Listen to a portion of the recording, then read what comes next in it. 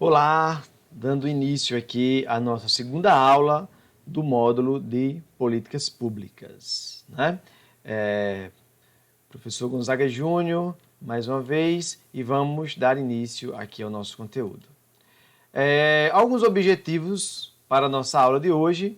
Um primeiro é o objetivo de analisar os cenários de disputas para a implementação das políticas públicas. A gente falou um pouco na aula passada que a execução das políticas públicas, elas também estão ligadas às ações sociais, né?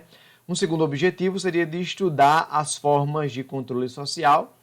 E o terceiro objetivo, verificar os cenários de participação da sociedade civil na implementação e controle das políticas públicas. Uma coisa que é importante lembrar de início é que nem sempre uma política ela amplia direitos, né? As políticas elas também podem ser excludentes, tá? Importante lembrar disso também.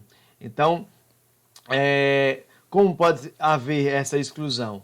Bom, uma política pública ela pode restringir o acesso a serviços públicos, como, por exemplo, nós temos hoje no Brasil a Lei da Transparência e o Portal da Transparência. A depender do gestor, a depender da orientação política do gestor público, ele pode restringir o acesso a essas informações, o que é uma grande contradição, porque o que tem a ver com a dimensão do Estado e do público é de interesse e, portanto, são informações públicas. Criam serviços de segunda categoria para setores com menos poder. E que menos poder é esse? Pode ser setores com menos poder político, menos poder econômico, menos poder de barganha ou de disputa política no campo ou no cenário da política pública.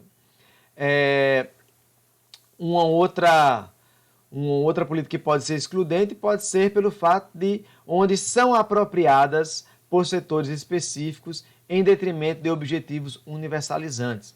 Gostaria de lembrar, por exemplo, que no Brasil nós temos o SUS, o Sistema Único de Saúde, que é o maior e melhor sistema universalizado de saúde do mundo, né? Enquanto um sistema público e universal é o maior e melhor do mundo. Talvez não seja o ideal, com certeza não é, mas cumprindo esses critérios, sim, ainda é o maior e melhor do mundo.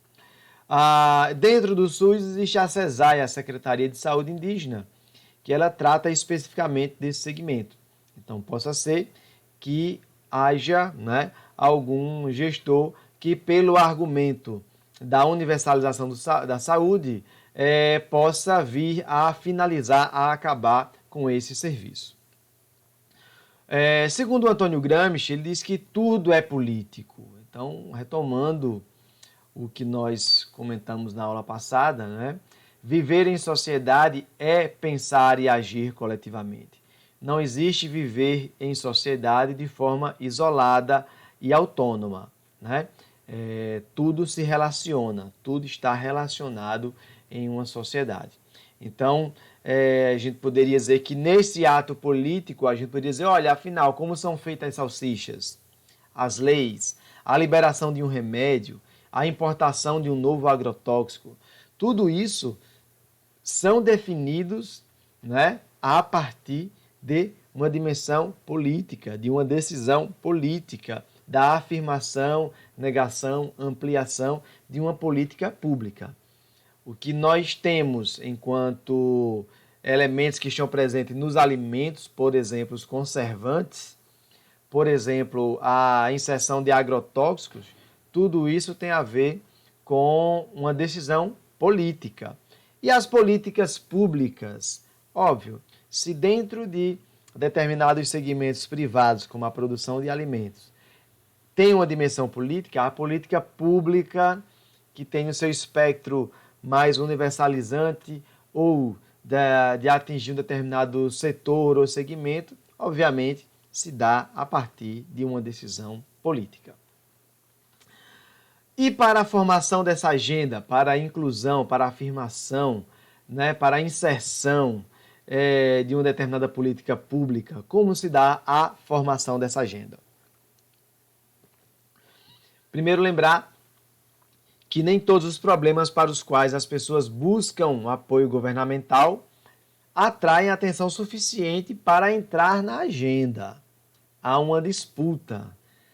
Toda e qualquer política pública, ela parte de uma disputa política, né? Uma disputa social, uma disputa cultural, política no sentido mais amplo do termo. Então, a depender da força da organização de determinado segmento, faz com que essa política pública possa entrar na agenda ou a depender do interesse dos agentes públicos ou do gestor público, né? Então, para isso, é preciso que os grupos sejam numerosos, poderosos ou tenham status, né? Dentro daquele cenário, dentro daquele campo político, para que a sua pauta entre na agenda. Dirigentes políticos, ele tem um papel central na conversão de problemas em agenda, ou seja, transformar uma determinada demanda, um determinado problema social, econômico, político, cultural, e fazer com que esse problema ele se torne agenda, ele passe a entrar na agenda de um determinado governo. Claro, mais uma vez repito, os agentes políticos, os gestores públicos, eles têm vieses ideológicos diferentes. Então, isso difere ali os seus objetivos prioritários na agenda do seu governo. No entanto, é bom lembrar que a depender, mais uma vez, da forma, do número, né? Do poder, da ação e do status de determinado segmento, pode fazer com que determinado tema passe a virar agenda de política pública. E para a formulação e adoção de uma política? Bom, primeiro ela envolve a escolha de caminhos, né, de ação e de estratégias.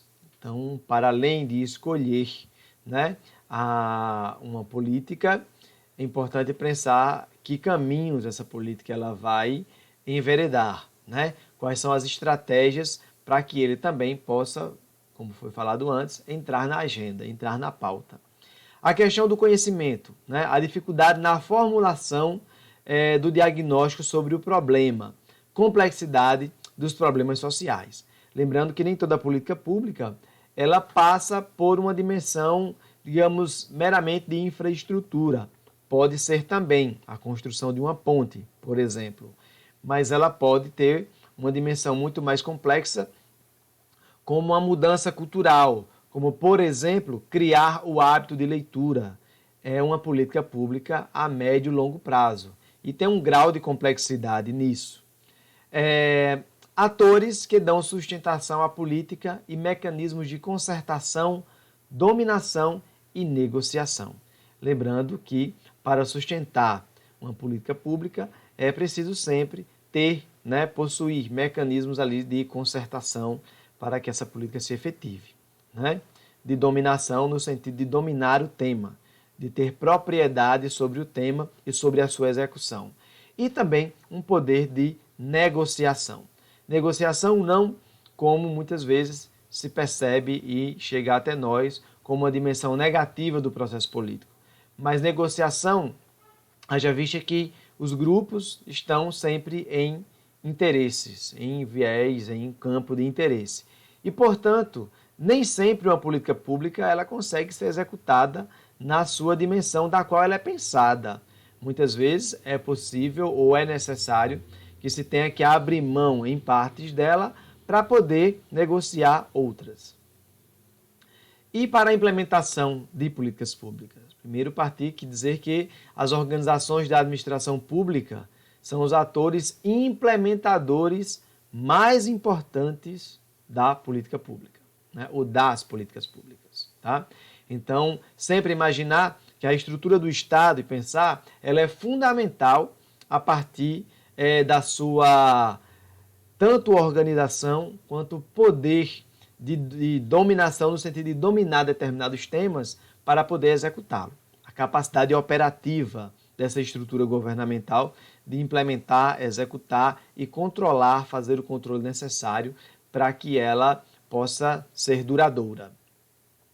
A própria burocracia também desempenha um papel importante e colabora para o sucesso ou fracasso da política pública.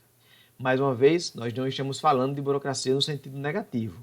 Nós estamos falando de burocracia no sentido positivo, numa dimensão mais weberiana do processo, onde a burocracia ela traz uma dimensão ali, digamos, de maior racionalidade, né, para que o controle seja muito mais eficaz e eficiente na execução da política. Redes de implementação, os agentes governamentais e não governamentais. Ou seja, os governamentais é mais tranquilo, que a gente pode pensar na estrutura de uma determinada secretaria, mas também o ministério, mas também das redes e organizações não governamentais que podem articular para tanto executar, numa parceria público-privada, como também para fazer o devido controle social ou ser beneficiária de determinada política pública.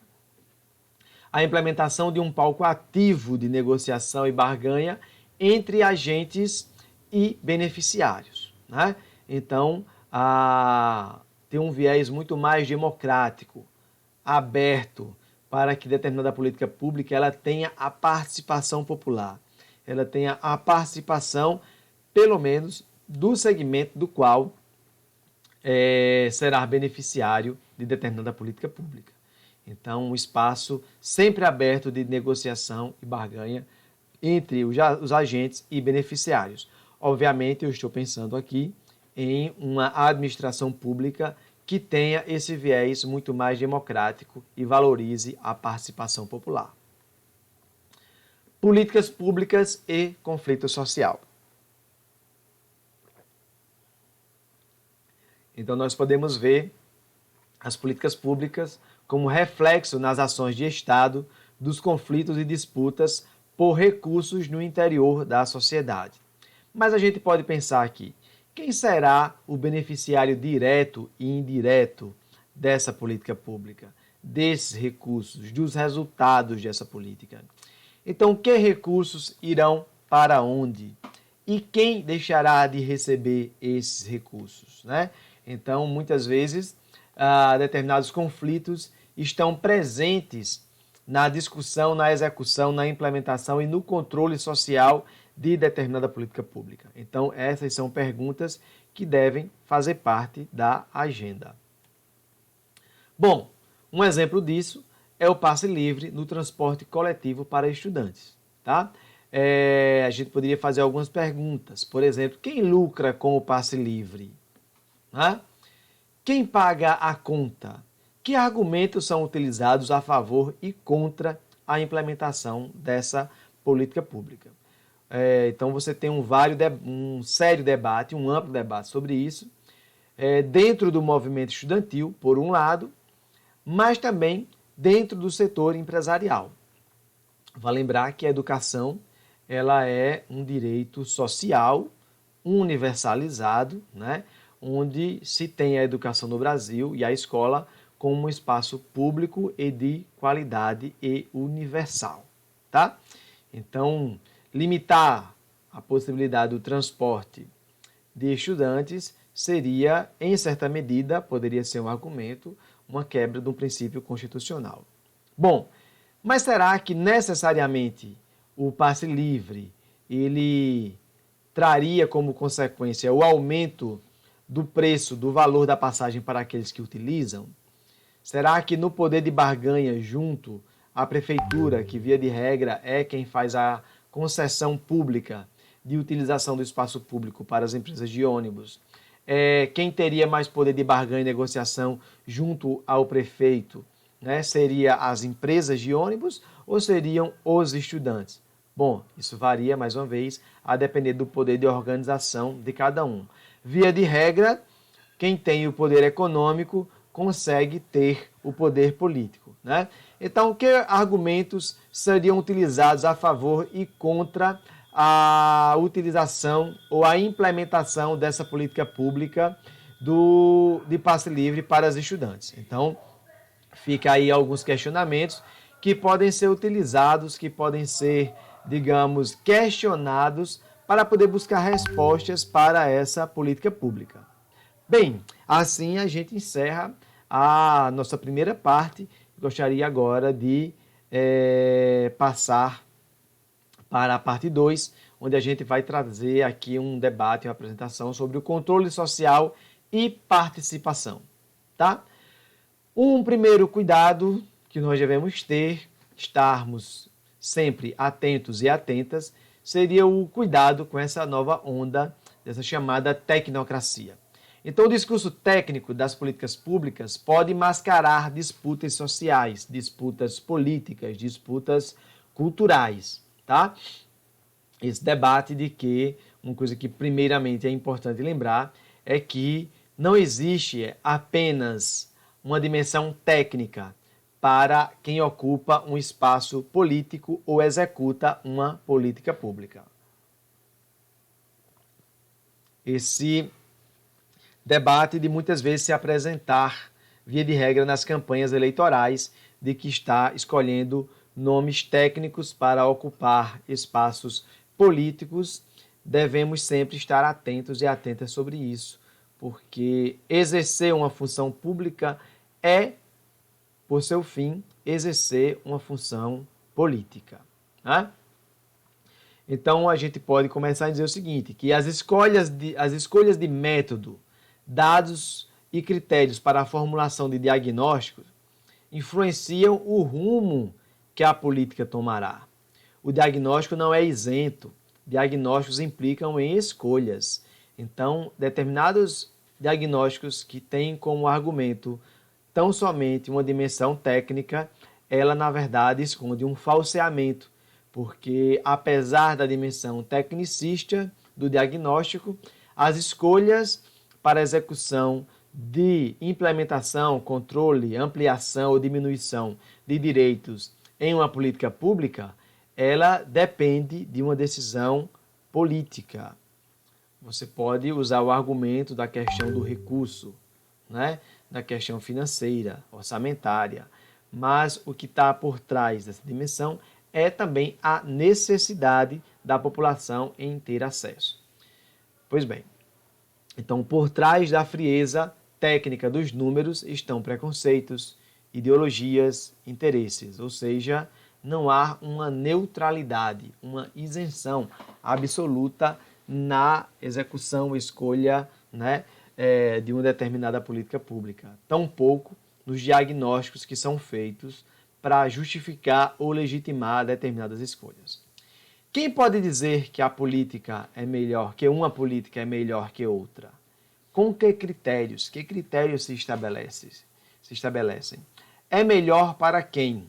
Quem será ou quem serão os beneficiários de determinada política pública? Então, tomar escolhas, tomar decisões, fazer escolhas, né, depende de quem você quer, de quem o gestor público quer atingir, quais são os seus objetivos que estão por trás, né? E aí um questionamento, é possível falar de uma política tecnicamente perfeita? Bom, nós estamos falando de ambientes de disputa, né? Nós estamos falando de ambientes onde interesses diversos estão envolvidos. E não necessariamente interesses escusos. Podem ser, e tomara que seja sempre, interesses públicos, coletivos, que tenha por fim uma dimensão de justiça e não necessariamente de igualdade. Mais uma vez, igualdade é uma coisa, justiça é outra. Nem toda política pública que tem um viés de objetivo ou de alcançar, né, uma dimensão de igualdade, necessariamente isso não quer dizer que isso seja justo. Bom, quais os argumentos para que uma posição prevaleça no processo das políticas públicas? Um argumento pode ser a promoção do bem comum. Esse pode ser e sempre está presente na maior parte dos argumentos para a execução de uma política pública. Um outro argumento, que diferentemente da dimensão universalizante do bem comum, é a defesa de setores mais vulneráveis. Existe sim na sociedade, numa sociedade desigual como a nossa, setores que são mais vulneráveis que outros. Defesa de interesses difusos, promoção da justiça e igualdade, aumento da eficiência do uso dos recursos. Então, todos esses podem ser interesses, argumentos, né, que estejam colocados ali para que determinadas posições prevaleçam no processo de escolhas e execução das políticas públicas.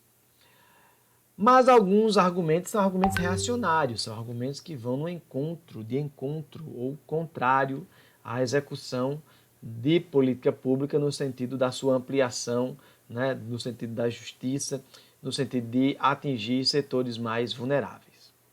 O primeiro, ela vem num tom de ameaça, onde podemos fazer, o argumento de que podemos fazer, mas há um sério risco de perdermos direitos já conquistados por causa dessa tentativa de ampliá-los. Ou seja, não vamos nos organizarmos, disputar para ampliar, porque a gente pode perder. Então, pode ser aquele argumento de que, olha, é melhor, por exemplo, perder direitos e manter empregos. Um argumento muito tocado na nossa história recente pelos setores mais neoliberais da economia. Esse novo neoliberalismo que fragiliza os trabalhadores no sentido de perda de direitos para possivelmente, teoricamente, ampliar, né, empregos ou pelo menos manter os empregos. Claro que para confirmar isso a gente precisa tomar, né, e verificar exemplos disso ao redor do mundo, onde vem dando certo e onde não vem dando certo. Um outro argumento reacionário está no viés da futilidade, onde podemos fazer, mas é desnecessária a nossa ação. Quando a situação tiver que ser resolvida, ela será. Por enquanto, o problema continuará o mesmo. Ou seja, agir de forma fútil, como se determinado problema ele não carecesse de uma atenção muito maior dos agentes públicos. E a gente não pode deixar de dizer que muitas vezes determinados argumentos, eles sim têm uma dimensão de perversidade, né? Ou seja, um efeito adverso. Se fizermos isso, o problema que queremos resolver vai piorar. As conquistas sociais aumentam a indolência.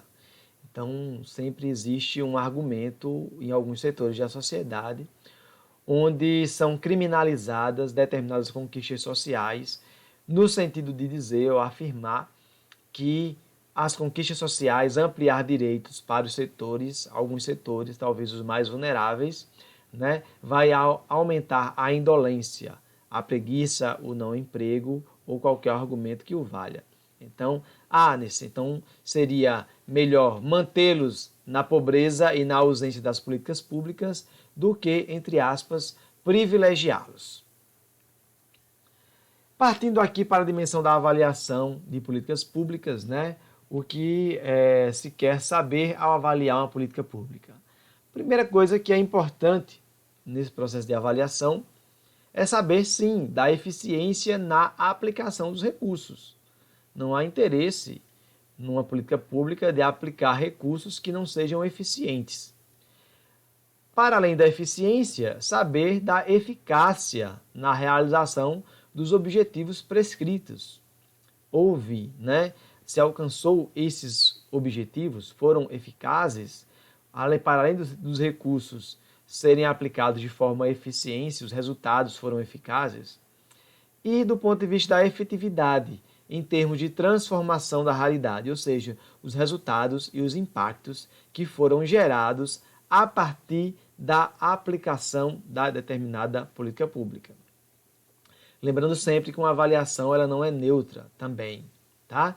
E existe, para além dessa não neutralidade, muitas vezes o que a gente poderia chamar do fetiche dos indicadores, onde muitas vezes esses indicadores são manipulados para tentar legitimar determinadas decisões que não necessariamente trariam ou trouxeram os resultados e os impactos almejados inicialmente.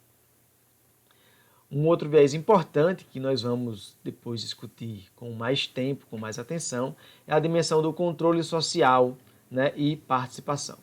Primeiro, o controle social está diretamente associado à transparência dos atos dos agentes públicos.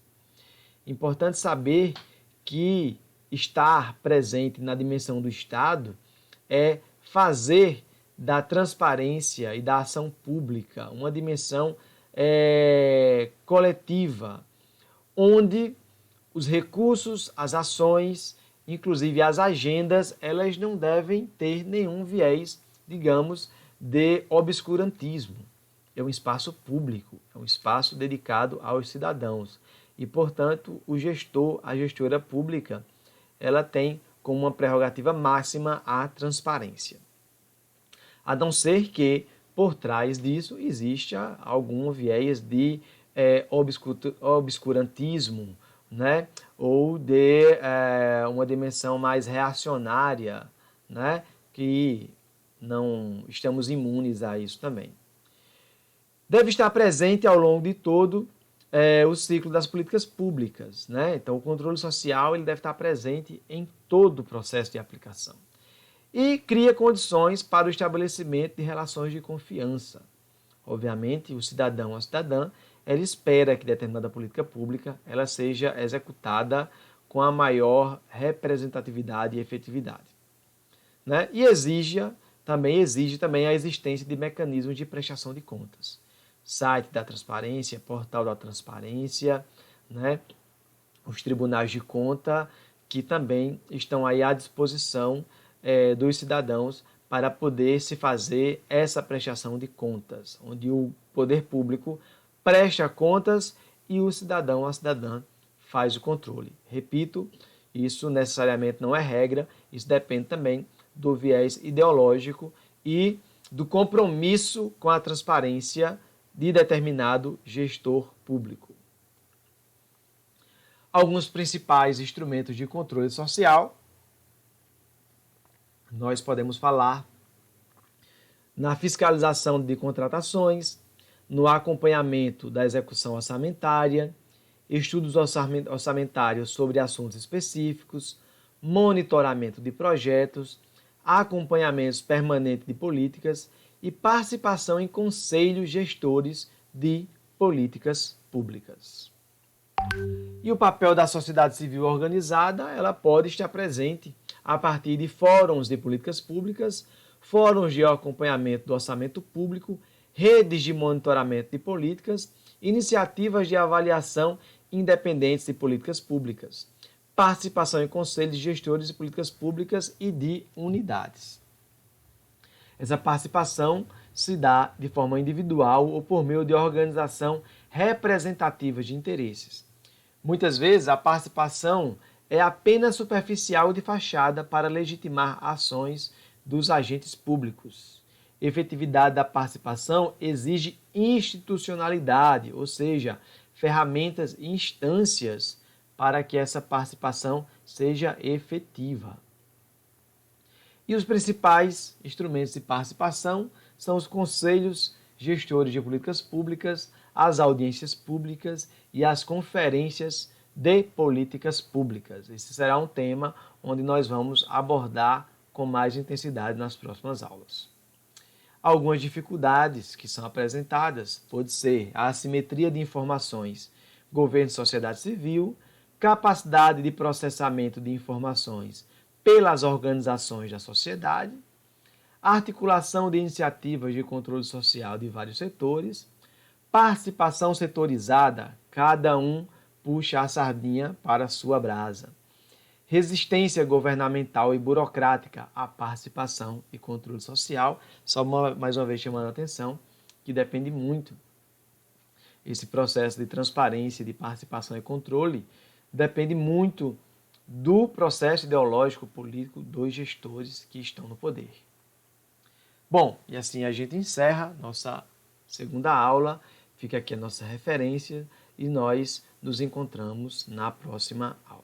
Então, um abraço e paro por aqui.